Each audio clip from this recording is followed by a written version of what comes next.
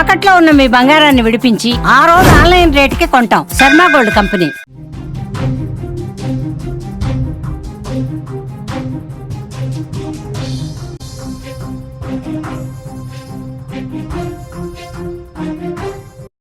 Breaking news చూస్తున్నాం. రష్యాను వరుస భూకంపాలు కుదిపేస్తున్నాయి. వరుసగా 3 భూకంపాలు వచ్చాయి. రిక్టర్ స్కేల్పై 5, 6.7, 7.4గా తీవ్రత నమోదైంది. భూమికి 30 కిలోమీటర్ల లోతులో భూకంప కేంద్రం ఉన్నట్లుగా తెలుస్తోంది. కంచాట్కా ద్వీపానికి సునామీ హెచ్చరికలు కూడా జారీ అయ్యాయి. సునామీ హెచ్చరిక అలర్ట్ అయింది. రష్యా తీర ప్రాంతాలను అధికారులు ఖాళీ చేస్తున్నట్లుగా కూడా సమాచారం అందుతోంది.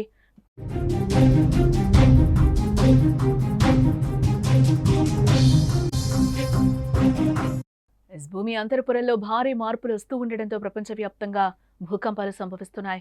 ముఖ్యంగా ఈ 2025లో పెద్ద మొత్తంలో భూకంపాలు సంభవిస్తున్నాయి. తాజాగా రష్యా తూర్పు ప్రాంతం వరుస భూకంపాలతో తీవ్రంగా వణికిపోతోంది.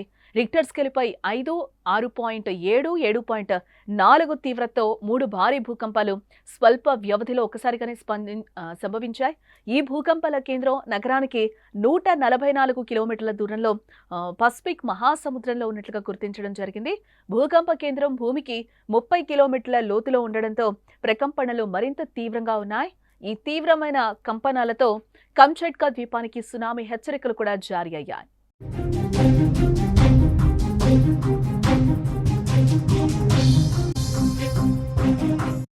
కంచాట్కా తీరంలో మొదట 5 తీవ్రతతో స్వల్ప భూకంపం సంభవించిందని చెప్తున్నారు. కొన్ని గంటల తర్వాత అదే ప్రాంతంలో మరింత తీవ్రమైన భూకంపాలు వరుసగా సంభవించాయి. మొదట 6.7 తీవ్రతతో ఒక భారీ భూకంపం రాగా ఆ తర్వాత నిమిషాల వ్యవధిలోనే 7.4 తీవ్రతతో మరో శక్తివంతమైన భూకంపం సంభవించినట్లుగా సమాచారం. ఈ వరుస కంపనాలతో కంచాట్కా ప్రాంతంలోని భవనాలు ఒక్కసారిగా ఊగిపోయినట్లుగా తెలుస్తున్నాయి. నగరానికి దూరంగా పసిఫిక్ మహాసముద్రంలో భూకంప కేంద్రం ఉన్నప్పటికీ లోతైన భూకంప కేంద్రం వల్ల భూ ఉపరితలంపై ప్రకంపనలు మరింత తీవ్రంగా కనిపించాయి. ఈ వరుస భూకంపాలతో వెంటనే రష్యా అధికారులు కూడా అప్రమత్తమైనట్లుగా సమాచారం. పసిఫిక్ సునామీ హెచ్చరిక కేంద్రం నుండి సునామీ హెచ్చరికతో పాటు కంచాట్కా తీర ప్రాంతాల్లో సునామీ అలలు ఎగసిపడే అవకాశం ఉందని హెచ్చరికలు జారీ అయ్యాయి. దీంతో తీర ప్రాంతాలను ఖాళీ చేయించే చర్యలను యుద్ధ ప్రాతిపదికన చేపట్టారు.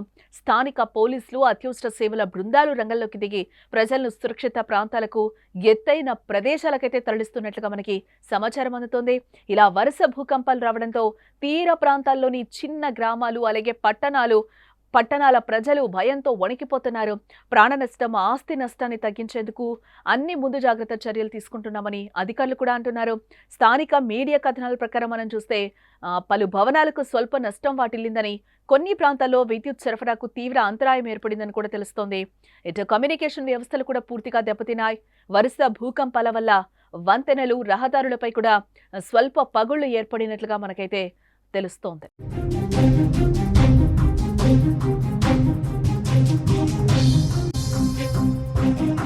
అదృష్టవశాత్తు ప్రస్తుతానికి ఎలాంటి ప్రాణ నష్టం సంభవించలేదని కూడా నివేదికలు చెప్తున్నాయి.